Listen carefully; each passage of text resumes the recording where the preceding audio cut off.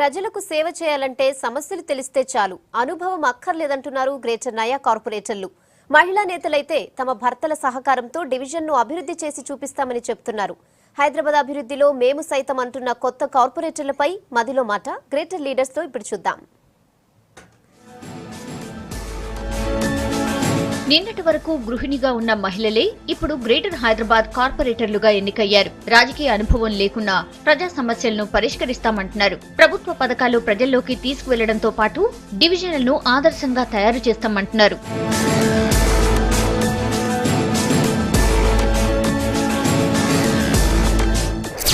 ఇది ఉప్పల్ నియోజకవర్గంలోని రామంతపూర్ డివిజన్. ఇక్కడి నుంచి కార్పొరేటర్ గా గంధం జ్యోత్స్న ఎన్నికయ్యారు. బీకాం పూర్తి చేసిన జ్యోత్స్న భర్త నాగేశ్వర్ చేసే బిజినెస్ తో పాటు రాజకీయాలకు సపోర్ట్ గా ఉంటున్నారు.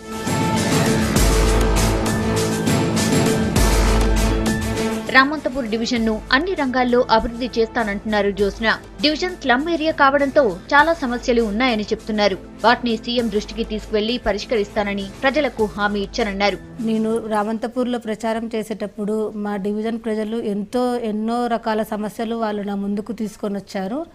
ముందుగా మా డివిజన్ లో ప్రధానమైన సమస్య డ్రైనేజ్, మంచినీటి సమస్య. ఆ రెండు సమస్యలు మా రామంతపూర్లో చాలా ప్రధానమైనవి. చాలా స్లమ్ ఏరియా మాది మాత్రము. ఆ రెండు సమస్యలు నేను తప్పకుండా తొందరలో తీరుస్తాను. ఇంకా కేసీఆర్ గారి పథకాలను, ఆసరా పథకము, pension, Kalyana Lakshmi, Shaadi Mubarak, double bedroom, అవన్నీ మా డివిజన్ ప్రజల ముందుకు తీసుకెళ్తానని నేను చెప్తున్నాను. ఇక ఇదే సెగ్మెంట్ లో మరో డివిజన్ హబ్సిగూడ. ఈ డివిజన్ కార్పొరేటర్ గా బేటి స్వప్న ఎన్నికయ్యారు. ఇంటర్ వరకు చదువుకున్న స్వప్న నిన్న మొన్నటి వరకు గృహిణి. భర్త సుభాష్ రెడ్డి ఉప్పల్ నియోజకవర్గ ఇన్ఛార్జి కావడంతో హబ్సిగూడ నుంచి పోటీ చేసి గెలుపొందారు. రాజకీయాలు తెలియకపోయినా భర్త సహకారంతో ప్రజాసేవ చేస్తానంటున్నారు స్వప్న. డివిజన్ లో ప్రధానంగా డ్రైనేజ్, డ్రింకింగ్ వాటర్ సమస్యలు ఉన్నాయని, త్వరలోనే వాటిని పరిష్కరిస్తానన్నారు. కాలనీలో రోడ్లు వేయించడంతో పాటు ప్రభుత్వ పథకాలు అందరికీ అందేలా కృషి చేస్తానని చెప్పారు. హబ్సిగూడ డివిజన్ లో ఎక్కడ తిరిగినా కూడా మెయిన్ ప్రధాన సమస్య ఏమిటంటే డ్రైనేజ్ సమస్య, వాటర్ సమస్య, రోడ్లు, చెత్త, డ్రింకింగ్ వాటర్, ఇవి మెయిన్ సమస్యలుగా గుర్తించడం జరిగింది. అలాగే పెన్షన్స్, రేషన్ కార్డులు, మళ్ళీ డబుల్ బెడ్రూమ్ ఇల్లు, ఏవైనా సరే వాళ్ళకి మన ప్రజలకు అందుబాటులో ఉండి మన గల్లీలు తిరుగుతూ వారికి పెన్షన్స్ కూడా నిజమైన లబ్ధిదారులకే పొందేటట్టుగా చేస్తానని మరి హామీ ఇస్తున్నాను. ఇక ఉప్పల్ నియోజకవర్గంలోని మరో డివిజన్ చిలుకానగర్. ఈ డివిజన్ కార్పొరేటర్ గా గోపు సరస్వతి సదానంద్ గెలుపొందారు. సరస్వతి 10th క్లాస్ వరకు చదివారు. ఈ డివిజన్ లో ప్రధానంగా హైటెన్షన్ వైర్ల సమస్య ఉంది. దీంతో పాటు డ్రైనేజ్, వాటర్ పొల్యూషన్, రోడ్ల సమస్యలు ఉన్నాయి. ఇంటింటికి వెళ్లి ప్రచారం చేసేటప్పుడు వాళ్ళ సమస్యలు చెప్పారు.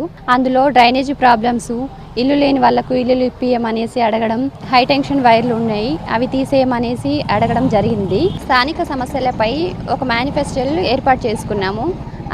ఆ విధంగా మేము ప్రజల ముందుకెళ్ళి వాళ్ళ సమస్యలను తీరుస్తామనేసి చెప్తున్నాను. బంగారు తెలంగాణలో భాగంగా బంగారు చిలకనగర్ను తీర్చిదిద్దుతాననేసి ప్రజలందరికీ హామీ ఇస్తున్నాను.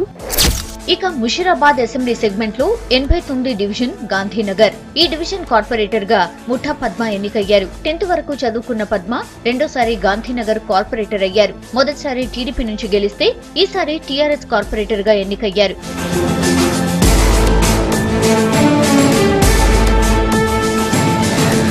గాంధీనగర్ డివిజన్ లో ప్రధానంగా నాలా, మంచినీటి సమస్య ఉంది. ఈ డివిజన్ లో కోచింగ్ సెంటర్లు ఎక్కువ. రాష్ట్రం నలుమూల నుంచి వచ్చే విద్యార్థులు ఇక్కడే కోచింగ్ తీసుకుంటారు. స్టూడెంట్ సెక్యూరిటీ కోసం ప్రత్యేకంగా సీసీ కెమెరాలు ఏర్పాటు చేస్తామంటున్నారు. ప్రజలకు అందుబాటులో ఉంటూనే డివిజన్ అభివృద్ధికి కృషి చేస్తానని హామీ ఇస్తున్నారు పద్మ. మరి ఏ సమస్య ఉన్నా కూడా మాకు ఎంత రాత్రి అయినా వర్షాలు పడుతుంటుంటే కూడా ముఠా గోపాల్ గారు ఫోన్ చేసి తెలుసుకుంటారు. ఏదున్నా కూడా ప్రజలకు అందుబాటులో ఉండి, ఇప్పుడు మనం పింఛన్స్ అయినా, ఇప్పుడు సారు సమీక్ష పథకాలు ప్రజల్లోకి తీసుకెళ్ళమని పెట్టాడు. అవి ప్రజలకు అందరికీ అమలైనవి. మనకు ఏదున్నా కూడా మీకు అందుబాటులో ఉండి మీకు నేను ప్రతి ఒక్కటి మీకు అమలయ్యేలాగా నేను చూస్తానని కూడా మేము ప్రజలకు అందరికీ హామీ ఇచ్చుకుంటూ వచ్చాము. ప్రజలకిచ్చిన హామీలను నెరవేర్చేందుకు చిత్తశుద్ధితో పనిచేస్తామంటున్నారు మహిళా కార్పొరేటర్స్. కొత్తగా ఎన్నికైన వీళ్లంతా ప్రజల మధ్య ఉంటూ సమస్యలను పరిష్కరిస్తూ ముందుకు సాగుతామంటున్నారు.